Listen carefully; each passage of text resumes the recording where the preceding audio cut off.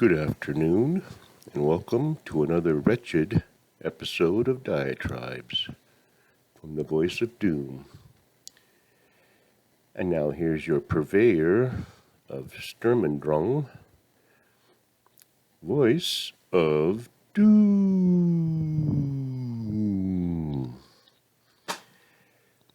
Hello. I figured I'd do a diatribe or two today. I might be able to do 4 from what I've seen in the news in the last couple hours, much to your dismay.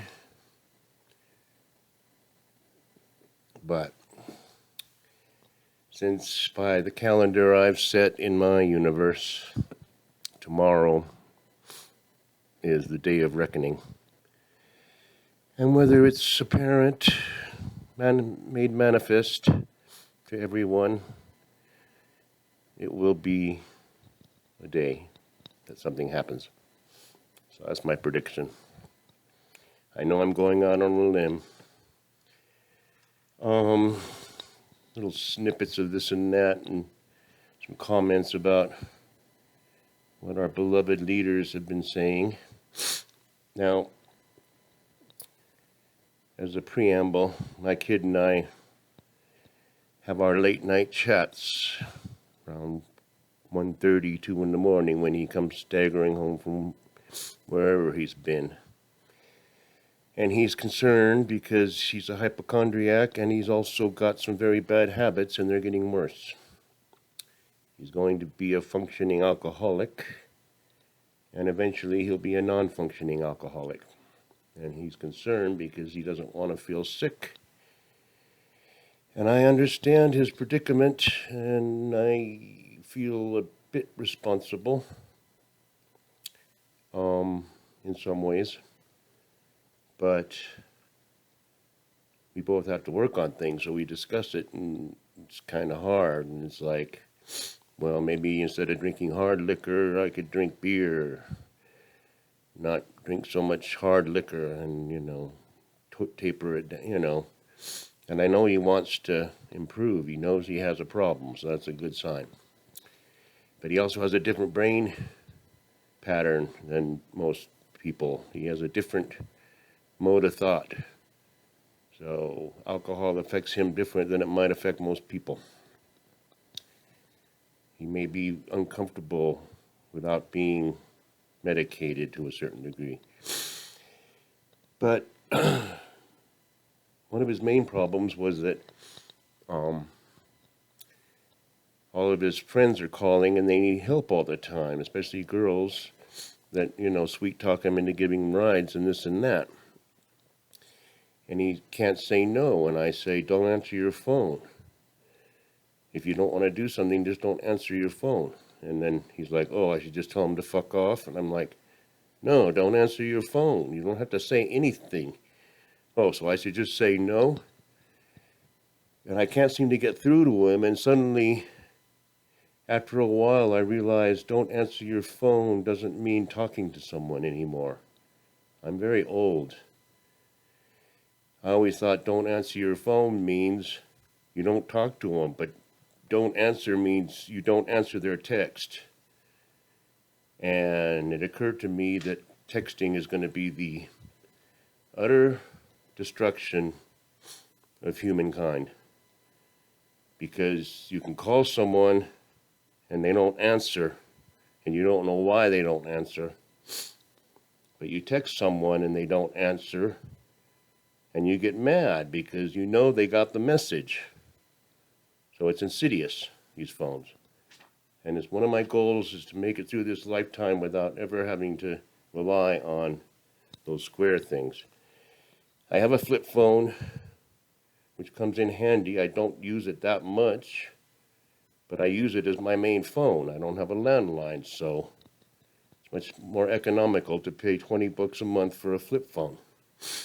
Now, let's get off that subject. It's just interesting that our perceptions were different. So when he says, tell him to fuck off, it means texting.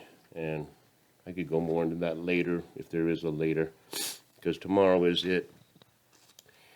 Now, Faustus and the little redhead girl had a show today, and I couldn't help but watch. I haven't watched her in a while because it's more of the same. And although the so-called uh, press corps are, you know, trying to get to the bottom of things, they still throw softballs. They're not getting down to the bottom of everything by pressing them, but I did notice that Dr. Faustus was a bit more, he was being pressured a bit more on answers. I think he started to confuse himself about what he was saying, and everybody else is saying now it's confusing. What do you want us to do? What is the ultimate, end game here? And he kept saying vax, vax, and boost, vax, vax, boost, vax, vax, boost, over and over again. And so the main thing I saw was confusion, and I think that the press corps is finally going, we need some real clear answers. People don't know what to do. Obfuscation when it comes to explaining certain things, like why some people aren't, made to get vaccines and some people are. And it depends on your pedigree and your citizenship. If you're a citizen, you must get the vaccine. He had to bring up the fact that Trump somehow, he got out, whether it's true or not, had COVID 3 days before the presidential debate. Now, did he catch it 3 days before, or did he have it 3 days before? Do you have a 10-day quarantine, and maybe he was on the 9th day? They're not going to go into any of that. I don't know the answer, and I don't care. Because all I know is if he had said he had COVID, so he had to sequester himself during a debate, he'd never hear the end of it. So there'd be no winning for him, either way. So forget that. It's too late to start going backwards and blaming previous people, because what's going to happen tomorrow and after that is going to keep people very busy. Travel ban impunicity. Now, Petri Dish was very high and mighty when he talked about the last president, and I mean the last president, having a travel ban after they discovered that COVID was spreading. And he lambasted the last president, and I mean last. And now he turns around and does the same exact thing, only worse, because he's punishing the very countries that warned us that this was coming. Okay, thanks for telling us. We'll shut you down now.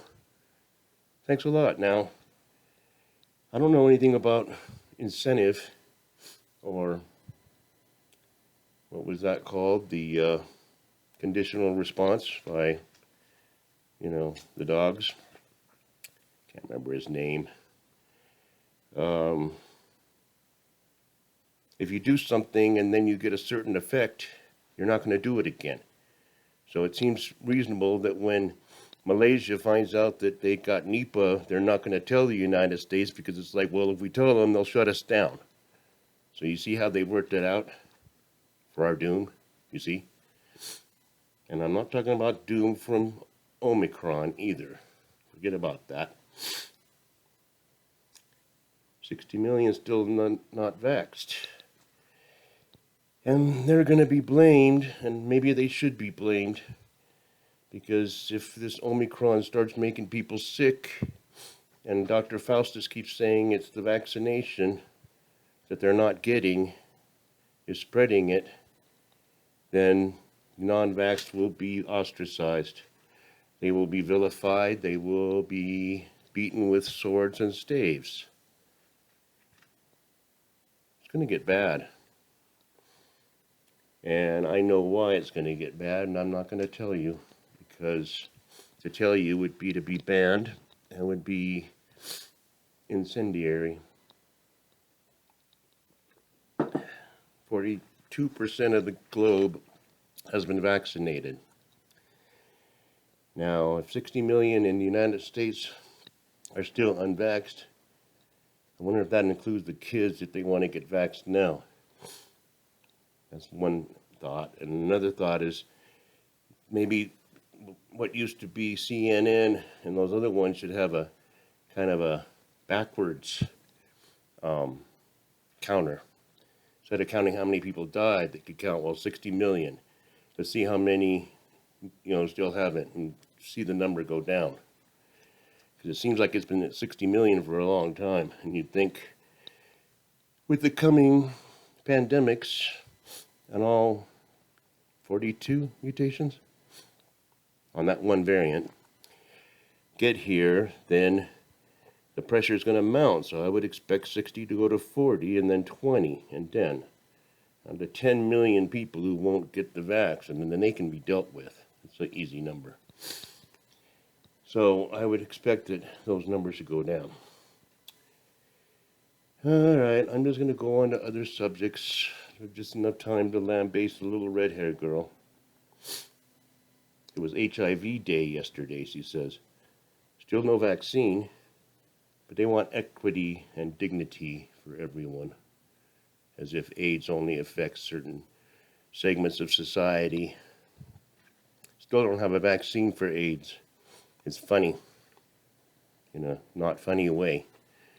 Come up with 4 or 5 different vaccines for SARS,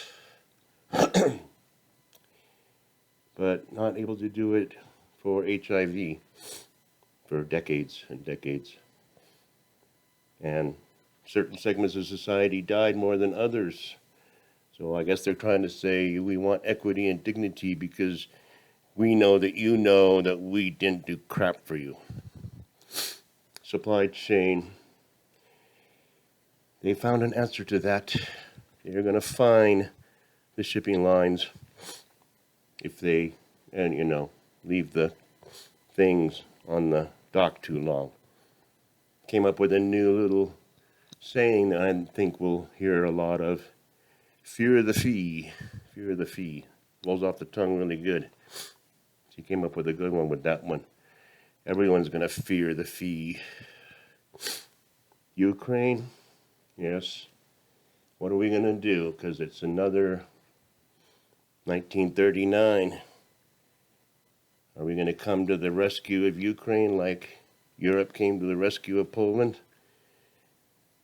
Schicklgruber did not expect England and France to care about Poland, and yet they did.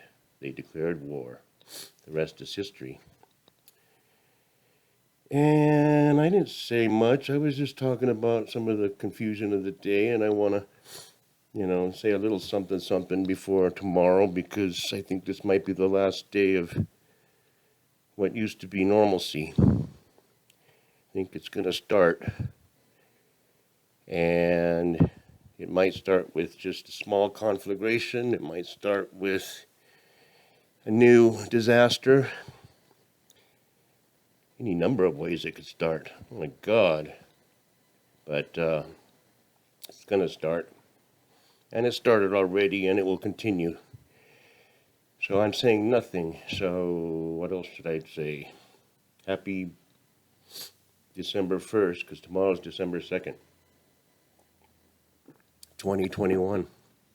A day that might live in infamy if I got my calendar right. And I'm just dawdling, just trying to kill time. I had one more thing to say, but I'm not going to say it. I might have a eulogy later for terra firma, because I think we might be an asteroid belt soon, and I hope when my life force goes shooting off into the state of non-substantiality, and what I'm met up with at that point, I have no idea. I hope they don't get pissed at me for letting the world blow up. But I'll try my best. I'll warn people. Voice crying out in the wilderness. So enjoy the last day.